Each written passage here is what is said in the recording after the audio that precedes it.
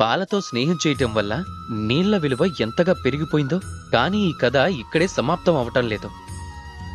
పాలని మనం వేడి చేసినప్పుడు అప్పుడు జలం తన స్నేహాన్ని నిరూపించుకుంటుంది. జలమే ముందుగా ఆ తాపాన్ని భరిస్తుంది. తన అస్తిత్వాన్ని వదులుకొని మరీ వేడిని సహిస్తుంది. అలా పాలని కాపాడుతుంది.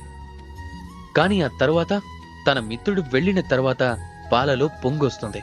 అది పాత్ర నుండి బయటికి రావటం మొదలు పెడుతుంది. కానీ అది శాంతించాలంటే మనం ఏం చేస్తాం? అందులో కొద్దిగా జలం కలుపుతూ ఉంటాం. అంటే స్నేహం అంటే ఇదే. మిత్రుడు అస్తిత్వాన్ని పెంచేదే స్నేహం. స్నేహం అంటే ఇదే. మిత్రుడు అస్తిత్వం కోసం తను జ్వలించాలి. స్నేహం అంటే ఇదే. అందులో సుఖం అలాగే దుఃఖం రెండు మిత్రుడితోనే ముడిపడాలి.